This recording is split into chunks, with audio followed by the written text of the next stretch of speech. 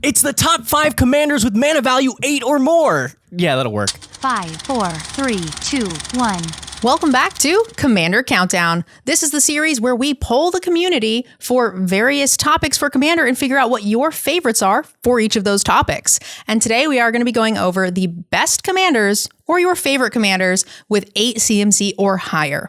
But before we get to our top 5, we'd like to thank our sponsor, EDHRec. And we would also like to do our honorable mentions where we talk about our favorites that didn't make the list. So Veggie, you're up first. Which commander costs 8 or more that you think should have made this list? Well, if I had known it was favorites, I definitely would not have picked this. I don't like it, and it always beats me. My honorable mention is Avacyn, Angel of Hope. This is not my style at all. It's 5 and 3 white for an 8/8. Flying, vigilance, indestructible, and other permanents you control have indestructible. Build Avacyn of Hope. Okay, sorry, continue. I'm surprised you haven't done it already. This is pretty much like just play good stuff and then make good stuff impossible to kill. Yeah, it reminds me of like the other, like the 7/7 angel that lets you pick a thing and everything gets protection from that thing. Mm-hmm. It's like in that same wheelhouse of just very not fun to deal with cards. It's just like, it's so very inevitable. You have to be able to exile it, and that's it. And you're mono white, so chances are you have most of the exile effects in your deck at the table. Mm-hmm. And if you don't have that, you have plenty of ways to protect it with, hexproof or blink or things like that. Yep, all the protection in the world, absolutely. I will say the main reason, though, that I struggle against this kind of deck is because usually people build it as, let me put every board wipe in the world in this deck. And I like to put a lot of stuff on the board, and I can survive 1 board wipe, maybe. But I can't survive 5. Especially when it's only one side. Right. That's impossible to deal with. And the other thing is you're going to find this a lot because angels are so popular in Magic. They always have been. All right, let's go ahead and move on to my honorable mention. Although I don't blame you guys for not putting it on the list because it's not out yet. So we're going to talk about Ghalta Stampede Tyrant for 5 green. You're going to get a 12/12 with Trample that says whenever it enters the battlefield, put any number of creature cards from your hand onto the battlefield. And it doesn't even need to be cast. You can return this from the graveyard. This thing is a nightmare. It's actually an Elder Dinosaur. What did I call it? A nightmare. Oh, I see. God damn it, Veggie. You had me thinking I said it wrong. It is a commander that is a 12/12 with Trample, and which 8 mana is already pretty reasonable for. So it 2-shots people if they somehow deal with every creature in your hand. Now, I would think maybe you don't have that many creatures by the time you get here, but green has no shortage of card draw at this point. So the chances of you being able to have a hand full of cards, a full grip full of creatures, not terribly difficult. Yeah, the 2 things that green does best are ramp up to 8 mana and put creatures in your hand. So fun card. I'm excited to see what this does when it comes out with the new Caverns of Ixalan. Let's go ahead and move on to your guys' top 5 for commanders with 8 CMC or higher. So number 5 is going to be the Maelstrom Wanderer. This is 7/5 for 5 and Temur colors for a legendary elemental. Creatures you control have haste and cascade. I might be in the minority, and I know it's just because of my Magic experience, but I hate cascade. It messes me up every time because I want to counter the creature that's cascading, but it already does the thing anyway. But it's in Eternal formats that I don't play, and you never see this darn thing in Limited. So it gets me every time. Even though I know how it works, I still suck. But see, that's why it's good. That's why people love this card so much, is because your high cost commanders, they're going to get countered a lot. You have a ton of time to see it coming, and it just takes one player to hold up a counter spell, and you don't get the payoff. But here, you get 2 8-mana cascades, regardless of whether this creature gets countered. In fact, who even cares if you end up with a creature on the board? You want the cascades. Yeah, at least it doesn't give creatures cascade. Yeah. That'd be weird. But it is... Creatures you control have haste is kind of cute. It's kind of expensive for what you're getting. Cascade on an 8-mana creature, though. I wish that was not a mechanic. I'm sorry. I'm sure I'm going to get a lot of hate in the comments. Yeah, I have none of that experience at all. I've never played a format where Cascade was relevant, aside from Commander. Fair enough. All right. So let's go ahead and move on to the community's number 4 pick. This is Carador, Ghost Chieftain, for 5, a white, a black, and a green, for a 3/4 Centaur Spirit. It costs 1 less for each creature card in your graveyard, and once during each of your turns, you may cast a creature spell from your graveyard. Yes. Now, this is my kind of card. I would happily build something like this. I love me some Abzan, and I love value, and getting to play things from your graveyard is amazing. And you're going to have some wonderful creatures in Abzan to do so. Yeah. Now, I think this is almost cheating, community, because you are never paying 8 mana for this commander. In fact, you are consistently paying 3 mana for this commander. That's fair. I didn't really think about that. It is CMC though. So like if you have cheats. No, I don't know. I don't think it's cheats. I think that is fair play. I will be on community side for this. I mean, that's what's so great about Carador is it has the impact of an 8 mana creature for usually 3 mana. And I like that the ghosts in the art are very Abzan-y, which is really cool. It reminds me of like the Lord of the Rings scene with the ghosties. Yep. So I'm here for this card. I think this is really cool. I've never seen this at a table, but I think I could put this on my list of 2 builds. It just shouts Nerd Girl with value and colors. Value. And, yeah. Leave us a comment in the description below, chat. Let me know if you want me to build this deck next. This is no surprise. So let's go ahead and move on to the number 3 choice, and that is Gishath Sun's Avatar. 5 mana and a red, a green, and a white for a 7/6 dinosaur avatar. It has trample, vigilance, and haste. Whenever Gishath Sun's Avatar deals combat damage to a player, reveal that many cards from the top of your library. Put any number of dinosaur creature cards from among them onto the battlefield, and the rest on the bottom of your library in a random order. Gishath has actually been on Decked Out before. This was featured by Zebex in episode number 21. Mm-hmm. So if you guys want to see this particular commander on the battlefield, you can do so in that episode. But yeah, I think Gishath is great. Who doesn't love dinosaurs? Yeah, the Gishath fans, that is a very like deep-rooted fan base. The Jurassic Park fans, like anyone is going to love this. And my favorite thing as a kid was dinosaurs. I wanted to be a paleontologist the whole time I was like growing up until I realized they don't make any money.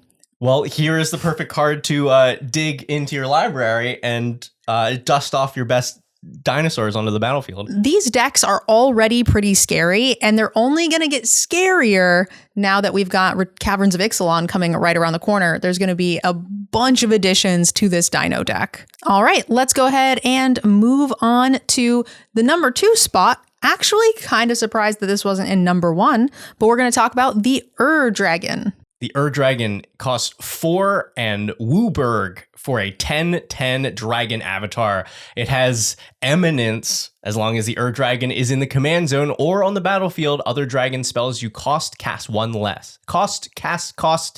Yes. Cost 1 less to cast.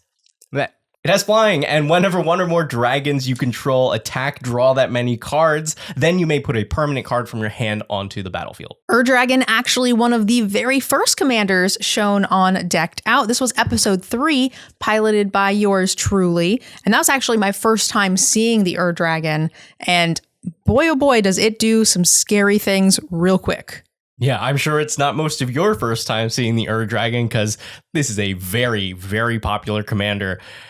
Now, also kind of cheating out there, folks, because of the high cost commanders, this is one that gets cast much less than the other ones because of Eminence. Yeah, I'm actually trying to think about it. I don't know that I actually cast the Dragon in that game.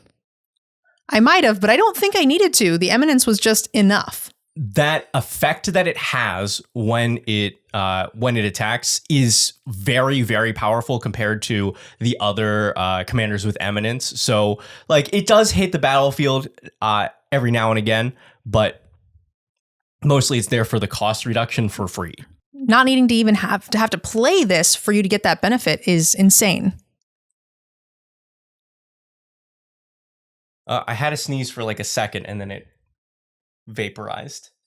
In that attack trigger, it does not specify that the permanent that you put into play be a dragon. So you could make a non-dragon dragon deck with just the dragon as like the thing.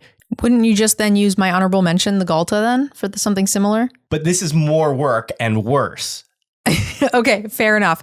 That's it for Dragon. I think that brings us to your number one pick for 8 CMC or higher commanders, and that is Zakama Primal Calamity. This thing is 6 and red, green, white for a 9/9 Elder Dinosaur. Vigilance, Reach, Trample. When it enters the battlefield, if you cast it, untap all lands you control. You can pay 2 and a red to deal 3 damage to target creature. You can pay 2 and a green to destroy target artifact or enchantment. And you can pay 2 and a white to gain 3 life. Isn't this the number one reason why you stop at 9 lands for that stupid arena format? Yeah, that thing that I definitely know what you're talking about. Airball? Oh, Momir. Momir, that's what it is. This is, yeah. Yes, Commander players, make sure that you stop at 9 mana when you're playing Momir. Momir, Magic's flagship format. Why does it have reach and not trample? I feel like it should trample. It does have trample. Oh, it does have It's really late when we're recording this. It's the word directly after reach. I know what I meant to say. Why does it have reach instead of haste? But then I changed my mind and picked trample. I feel like the idea was, hey, you're going to have at least 9 mana after you cast this, so you should be able to give it haste. What was I saying? And then it's an excuse for all you commander players to run less removal in your decks because you're like, it's in the command zone. Yeah. I can take care of artifacts or enchantments or creatures. I don't need to run any of that. I just got to play my big dinosaur and then we're fine. This gets around one of the big problems with high cost commanders is that you tap out to play it because you don't want to waste time getting this thing on the board. And then there's a whole turn cycle for people to take it out. Or you have to wait longer to hold up some sort of interaction or something. But you can just pretty much slam this on 9 as long as it doesn't get countered, then you at least can use the abilities. You can use 3 activations of abilities or do anything else. Like give it haste. Chances are there's going to be a couple of enchantments and artifacts you're going to want to blow up. And even if they're killing this right away, at least you can do that. My biggest concern is that you would play this. You would put the untap trigger on the stack. They kill it. Then don't you not get those abilities? Yes, you wouldn't be able to activate those abilities, but you could still do more stuff. Right. You'd at least have your 9 mana back. So this has not appeared on Decked Out. What are the chances? Is this a commander we should be playing? It's number 1 according to the community. So like, should we be building this? All right. So that is the end of our top 5 for commanders with 8 CMC or higher. Down below in the description is a link to our next few topics. So make sure each week, every other week or so, that you guys are going in there and putting your votes in because the more votes we get for different topics, the better that this information is going to be. And we always get lots of comments saying that like something should or shouldn't have made the list. And there's no better way to ensure that that happens by voting. The next segment of this episode is brought to you by EDHRec. If you guys need any deck building inspiration or help with your decks, head on over to EDHRec where they have everything you need to start building these. So we're going to be looking at a deck tech submitted by one of our patrons. Thank you to Knight of Bawa for submitting this Kozilek Butcher of Truth list. The commander Kozilek is a 12/12 for 10 colorless mana. Eldrazi, of course. When you cast this spell, draw 4 cards. It has Annihilator 4, so when it attacks, the defending player has to sacrifice 4 permanents. And when it is put into a graveyard from anywhere, you shuffle it back into your library. Zuladoc, Void Gorger. Exactly. Was that the wrong episode? I had to bring the energy. All right, let's take a look at this list. A Chroma's Memorial. I don't see that very often. Oh man, that is a card that people should be playing more often. Helm of the Host. It's in every deck. Chat is great. Community, great. Helm of the Host. Great. I don't like Helm of the Host here. Great. Part of You say that in every deck. Is you draw 4 cards when you cast it, but you It's- don't get to draw 4 cards when. A good card. It's like 11/11 that makes them get rid of 4 things. Do you really need more? I don't want to spend 9 mana or 4 mana earlier in the game for nothing, and then wait the next turn, and then pay 5 mana to put it on Kozilek, and then they go swords. And then you just replay it and do it again. I want a Helm of the Host on everything. I don't care what it is. All right. Wait. Okay, but there is something here that I want to point out. There's Belby's Portal, and that is a card that more people should be playing, and I don't see very often. For pretty much any creature matters deck, you can pay 3 mana and tap it to put any creature of the chosen type into play. And for Eldrazi's, even though you're going to skip the casting ability, I think that's very good. So I'm looking at this and I do see just a bunch of artifacts and good stuff. What is the main build around that we're looking for these big titans? Well, mainly you want to be able to cast it. That's the big challenge. And we have seen a lot of ramp pieces. There's the Everflowing Chalice, Extraplanar Lens does work with wastes. There's Expedition Map, and I don't know what that's going to grab, but I'm sure something for Forsaken Monument even doubles your mana. Horizon Stone allows you to bank it. It's a lot of ramp that I'm seeing so far. This is a Swiftfoot Boots and a Greaves deck, which makes sense for big baddies with Annihilator. Yeah, at that point, 1 extra mana or 0 is not going to break the bank. Kasari Gama, that is a deep dive. That is a deep dive Knight of Bawa. Having your Kozilek deal damage equal to its power to all of your opponent's creatures, that's pretty good. That is a lot of damage. Ooh, also I see the Magnetic Mine here. I think that's a spike card for your local meta. Somebody's playing Treasures because whenever another artifact is put into a graveyard, it deals 2 damage to the artifact's controller. That's usually what you have it in for. I'm just realizing I don't play enough colorless decks because I recognize a lot of it, but I don't really know what's good here. Blightsteel Colossus. Here's the big baddies. Mm-hmm. Yeah. Oh, and they just got that big boost from the Commander Masters precon because Flare of Loyalty is brand new. A lot of fun to cast that. Man, everything in here is just massive, and if it's not one of the Eldrazi have Steel Hellkite was the smallest thing here. Helm of the Host on a Wormcoil Engine. That's not bad. It's good. That's not bad there. I do think it is likely that this list is tuned to a local meta because they're running also Soulless Jailer here, which is a graveyard hate piece that is a little bit more specific. All right, let's keep it going. Looks like we have 1 enchantment. Yeah, because there's only 1 enchantment possible if you were running in a colorless deck. This is it. This is the only enchantment that you can play. There's only 1? Mm-hmm. Whoa, I did not know that. Yeah, granted, it's pretty good to make whatever creature you put it on a +10/+10. It just makes it in Eldrazi. Okay. Oh, we got some more big baddies, Ugins and Karn. Oh my goodness. You just get access to all of the things, and there's an All Is Dust. Mm-hmm. Oh, here.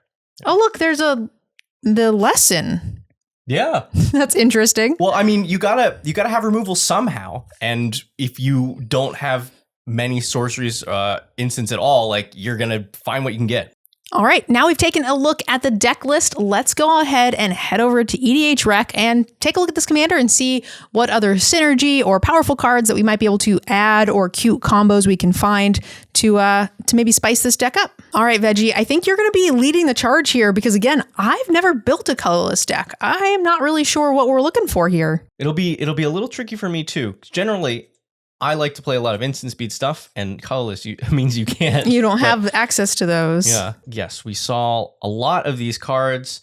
Darksteel Monolith. That is a new one that maybe it's worth an include here. That's going to be saving you 8 to 10 mana every turn. Because you have such a limited card pool going into colorless, a lot of these decks are going to be running pretty much the same core. We did not see a Basalt Monolith. Unless you got some way to take advantage of this card, it's not fantastic, but it does mean that you can bank 3 mana at some point. You pay 3 into it to untap and save it for later. So that I think is worth it because it's a very quick way to get up to your 10 mana. Yeah, the first time you use it, does it come into play tapped? Yes. Okay. Yeah. Oh, wait, no, I don't know what I'm saying. Yeah, I didn't think it did, and that just means you can, on turn 4, play a massive creature, right? Yes. That's pretty good. Yeah, we've just been informed by Airball that the combo here that we have missed is Basalt Monolith and Forsaken Monument, because that causes it to produce extra mana, which you can so you then net mana by just tapping and untapping it. Yeah. And while you're still getting there on turn 4 or 5, depending on if you had any other ramp, you can just cast your commander. Mm-hmm. So then, yes, definitely I would put this in the deck. I was so blinded by all the biggins that I didn't really see any of the little guys. All right, that's my vote. Palladium Mirror needs to go in the deck. The Geo Golem. This is a card that like always is like my 101st card. It's hard to justify it in decks where you have different colors because I just want to be doing other things with this, but like casting Helm of the Host on 5 mana. I would rather be able to play my commander for free on turn 6. So far, it looks like we are seeing most of these creatures included in the deck. Yeah. Oh, okay. Void Winnower. I don't. We did see that. We did. Oh, all right. Well, then I have for sure a suggestion for this deck when we get to that point. Oh, Wandering Archaic. Big Wandering Archaic fan. Thanks, Hammy. I agree. Wandering Archaic, incredible. At some point, you will see a game where a Wandering Archaic does quite a bunch of work for me. That's an auto include for me for any colorless deck. All right. So it looks like most of these creatures were all put in there. And the last one I want to make note of is Liberator Urza's Battlethopter. I only know what this does because it was recently in limited, but isn't casting all your colorless stuff at instant speed pretty darn good? Yeah. And you can even cast Liberator at instant speed. Yeah. So like you are then you'll be building a threat from its other ability to put counters on it. So like you at least have something to do while you ramp, because then now your mana rocks and things are contributing to your big flyer. Yeah, and it didn't look like they had a lot of 2 and 3 drop sort of things to do, and I think this is a pretty premium candidate. We didn't see much in instance. Yeah, let's see if I was right in thinking that there were some of these that they were missing. Maybe I was wrong. So there's 6 instances. I bet you they're the only 6 that are possible. Okay, yes, there was not a spatial contortion. It's not great, but I will take it. 2 mana for an instant -3. Sure. Desecrate Reality. That's the other one. And that one for sure should be in the list for instant speed removal for each opponent. Okay. Click enchantments for me. I want to know if you're right. Is there really just one? Oh, I'm wrong because there's a new one. There's another one. I'll still count that as right, though, considering it's a new one. I'm pretty impressed that you were right about that. I'm surprised. Whenever you cast a colorless creature spell, manifest the top card of your library, and when you attack with creatures with total power 6 or more, you can turn a face-down creature you control face up. That seems pretty good, considering... Especially, yeah, if you're including some more of those smaller, like Palladium Mirror and other things that give you multiple triggers for this. Yeah, and everything was huge, so eventually you're going to get to flip those huge things for free. Mm-hmm. Yeah, I like a free Eldrazi. I'm into that. That seems like a good include for a new card. It does say negative synergy, which is interesting. So from what we saw here, Veggie, what, if any, changes would you make to the deck? 1, personal preference, I would remove Void Winnower. Okay. That card is very good at locking players out of the game. I used to have it in my Yannette deck. It will contribute for sure to a lot of wins for you, but they just weren't very satisfying. It was just like one thing that stopped, one or more opponents from playing the game, and it wasn't as interesting to me. That's fair. For me, my changes to the deck would be to add some lower curve things like the Palladium Mirror or the Battlethopter. I think that is where I would be with this deck. But again, I've never really built a colorless deck, so it seemed pretty good to me. Yeah. I mean, I like that. Those are some pretty small tweaks as far as things go, like just a couple smaller creatures and cutting Void Winnower. Yeah. Otherwise, it's Void Winnower for a 3-drop. There we go. We agree on a thing? Yes, in a way. Oh my gosh, the world is going to burn down. All right. Well, that wraps up our deck tech veggie on the veggie scale as far as, power level, personal preference, style, flavor. What do you give this 1 to 10? I think this deck is very well built. I, on the veggie scale, give it a 4 out of 10. Wow. This is not generally what I want to do. I don't like playing high cost commanders. I don't like colorless decks as much because you don't get a lot of instant speed interaction, which is one of my favorite parts of Magic.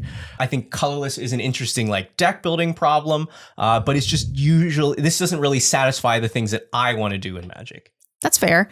I actually have a very similar thought process for this, but I did give it quite a bit of a boost because it does feel like it was built very well and it does have a very high power level. So I gave this a 6 on the Nerd Girl scale. It doesn't look like the kind of thing I would like to play. Now, when you said you don't want to play a colorless, I think something like Traxos would actually be very fun. I think I would be on board for something like this, but this is like big, scary things that, like you said, lock players out of the game, and that's not really where I want to be. So it's going to get a 6 on the Nerd Girl scale. If I needed to rock somebody, show them what's what, I would play this deck. We'd like to give a special thank you again to EDHRec for sponsoring this and making it possible. Also to our patron, Knight of Bawa, for submitting this Patreon list. And if you guys would like to make sure you are involved in these Commander Countdowns, use the link in the description to vote for our next topics. And of course, you can always support the show directly by heading to our Patreon, where you can find all kinds of perks like spell table games with us, signed tokens from anyone that's been on the show, and even be able to submit your deck list here for Commander Countdown or to be played on Decked Out. And each of the patrons helps move us closer to our goal of bringing this show weekly. That means new Decked Out gameplay episodes for you every week. And we are moving closer and closer, so every person that signs up for the Patreon helps. And you can always support us by liking the video and subscribing to the channel. Share it with all your friends. We would really appreciate the help to spread the word. That's it for now. We'll see you next time on Commander Countdown.